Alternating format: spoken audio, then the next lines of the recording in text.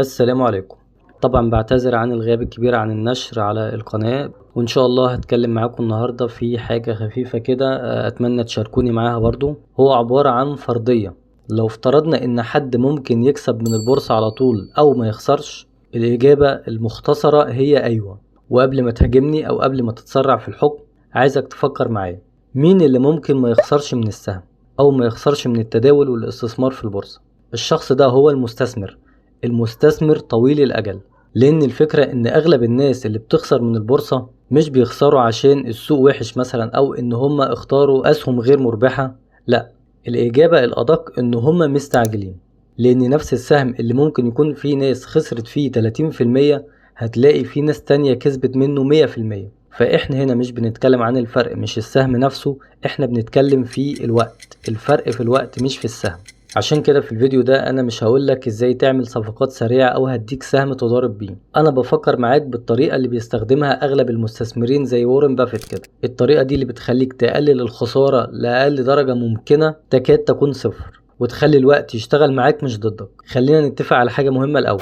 السوق على المدى القصير، والسوق هنا أقصد بيه المؤشرات أو الأسهم، على المدى القصير ممكن يطلع وممكن ينزل بشكل عشوائي، ولكن على المدى الطويل دايما السوق أو المؤشر بيطلع حتى لو السهم نزل في النص. وده طبعا باشتراط إن الشركة دي تكون كويس. فإحنا هنا لو هنطلع بقاعدة هنقول إن إحنا نختار شركة مش سهم. يعني إيه شركة مش سهم؟ يعني إحنا بنختار الشركة نفسها، بنختار الشركة اللي بتكسب، بنختار الشركة اللي بتوزع أرباح، بنختار الشركة اللي عندها مستقبل وعندها خطط للتطوير، بنختار الشركة اللي عندها أصول وعندها أملاك. من الآخر بنختار الشركة اللي شغالة أيا كان سعر السهم فيها حاليا، وحتى لو سعر السهم ده نزل في فترة قريبة أو في المدى القصير. يعني مش بنشتري سهم لمجرد إن هو مؤشر، هو كده في اتجاه صاعد فهنشتريه أو في اتجاه هابط فنبيعه. وده ما يمنعش طبعا إن احنا ناخد ده في الحسبان، يعني يكون في الأفضل إن انت تشتري السهم وهو في اتجاه صاعد، ولكن مش شرط. يعني انت حتى لو اشتريته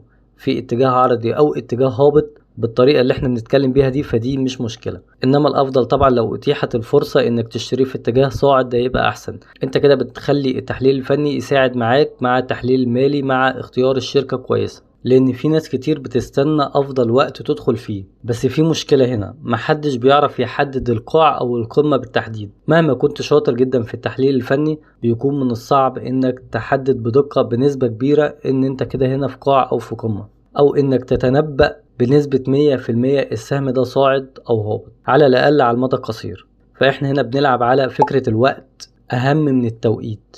يعني وجودك في السوق فترة طويلة اهم من انك تحاول تدخل في الوقت المثالي. وده يدخلنا في النقطة اللي جاية، وهو ازاي تكسب السهم حتى لو انت اشتريته بسعر غالي او اشتريت السهم وهو في قمة. الفكرة هنا باختصار هو عبارة عن المتوسطات، انك تعمل متوسط للتكلفة.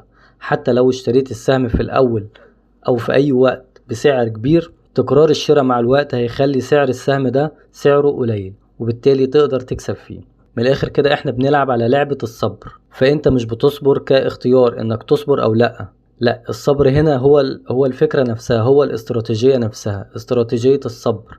ان انت هيبقى معاك السهم وهيكون نفسك طويل، وهتخلي معاك السهم طبعا بعد ما تدرسه الاول وتعرف انت بتشتري شركة ايه بالظبط، او انت داخل شريك في شركة ايه، وبالتالي تلعب على المدى الطويل. طيب ناخد كام مثال كده للتأكيد على الفكرة اللي احنا بنتكلم عنها. اول سهم هتكلم عليه هو سهم شركة ابن سينا فارم للأدوية. الشركة بتشتغل في قطاع الأدوية او قطاع توزيع الأدوية. طبيعة الشركة دي شركة تجارية بتشتري الأدوية وبتبيعها. تمام. لو افترضنا انك اشتريت السهم في اي وقت، انا عايزك كده تبص بصة مستثمر طويل الاجل. فرض اشتريت السهم ده في سنة 2025، في اي وقت اشتريت مثلا السهم ده وهو كان ب9 جنيه. لو اشتريت السهم وهو ب9 جنيه فانت حاليا كسبان. طيب اشتريت السهم في شهر 11/24، السهم ده كان سعره حوالي 5 جنيه 70 قرش، برضو انت كسبان. لو اشتريت السهم ده في أي وقت قمة، كان في وقت قمة مثلا في فبراير 24، السهم ده ساعتها كان في قمة أو ب4 جنيه 13 قرش، وكان في وقتها على المدى القصير كان في اتجاه هابط. يعني انت لو اشتريت وهو في اتجاه هابط ب3 جنيه ونص أو ب3 جنيه 30، انت هتقول انا كده المفروض كنت بخسر. لا، انت هتفضل تخسر.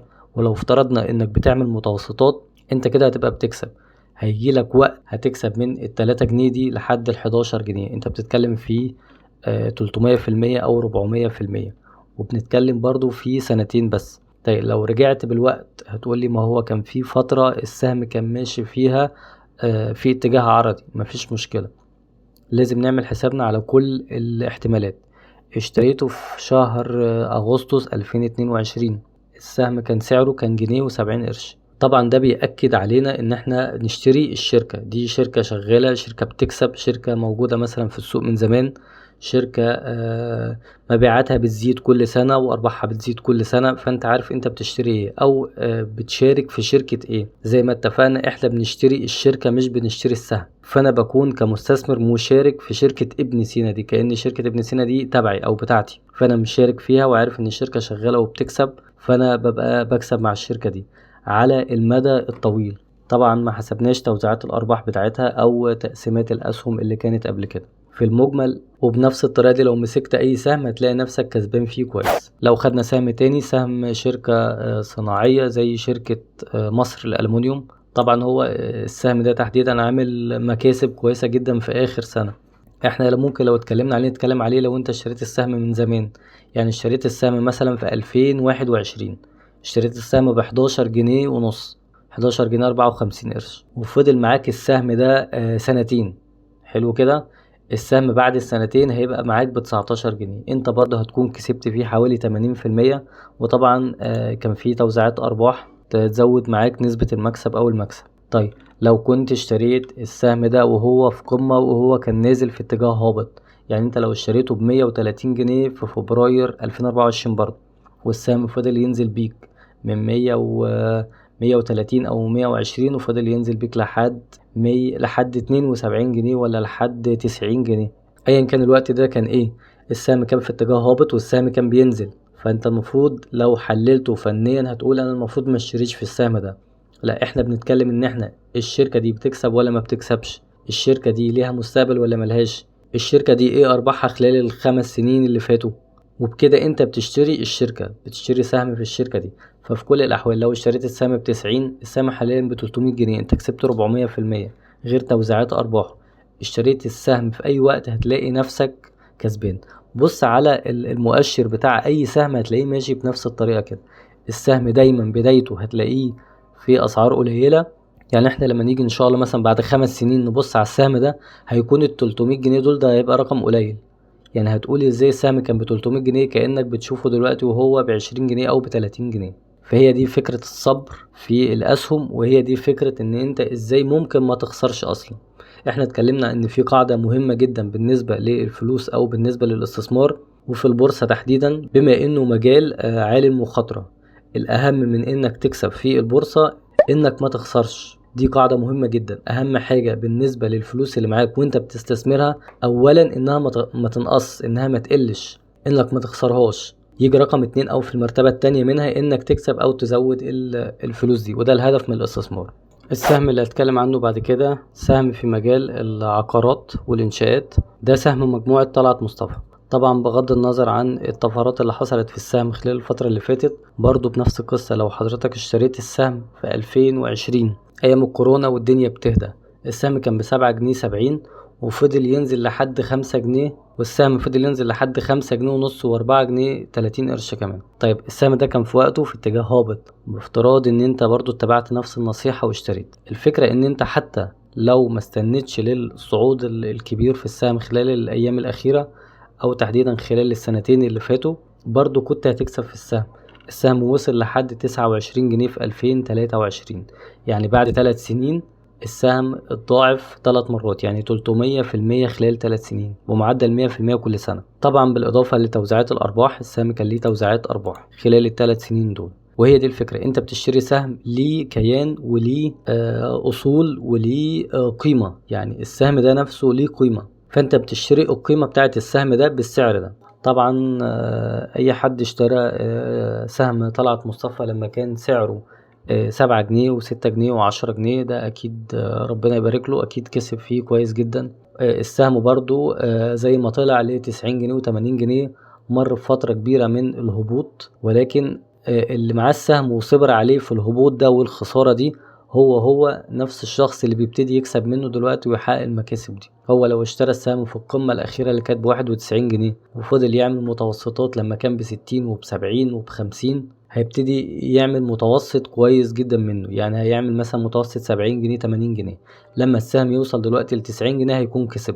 حتى لو هو أول ما بدأ أو أول ما دخل كان شاريه من أعلى قمة ليه في تاريخ السهم في الفترة اللي فاتت كلها. وده ما يمنعش طبعا انك تتأكد انت شاري السهم وهو على قمة ولا لا. دي برضو ما تمنعش انك تصبر على السهم، انك برضو لازم تشوف السهم ده هل هو في قمة ولا لا. ده هيخليك تحقق مكاسب اكتر او يخليك تقلل الوقت اللي هتستناه لما تكسب من السهم.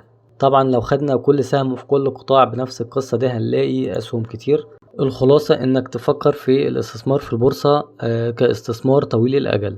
ودي حاجة بكررها دايما، بلاش تشتغل مضارب، ده هيبقى اكسب لك. حتى لو ضربت في سهم او سهمين وكسبت فيهم، الثابت او الاساس انك مش هتكسب في كل الصفقات. انما لو فكرت كمستثمر طويل الاجل بنسبة 99% كسبان. فلو لخصت الفكرة او الفيديو ده، تفكر كمستثمر، تختار شركة قوية، تدخل تدريجيا او تدخل بمتوسطات وتسيب الوقت يشتغل ليك. وفي كل الأحوال ثق إن شاء الله هتكسب، وهتكسب بنسبة مرضية جدا في سوق متقلب وسوق عالي المخاطرة زي سوق الأسهم أو البورصة. أتمنى يكون الفيديو ده مفيد. هي فكرة بسيطة كده قلت أناقشها معاكم بعد الغياب الطويل ده، وإن شاء الله نرجع ننزل فيديوهات تاني بانتظام. وكالعادة لو استفدت من الفيديو ده اعمل لايك، ولو حابب النوع ده من المحتوى اعمل اشتراك في القناة، واكتب لي في الكومنتات ايه رأيك. ولو حابب تناقشني في الموضوع ده اتمنى اكتب لي في الكومنتات. الفكرة مش فكرة ان انا بعمل فيديو او بقول معلومة وانت بتاخدها كمتلقي. واشوفكم في فيديو جاي ان شاء الله.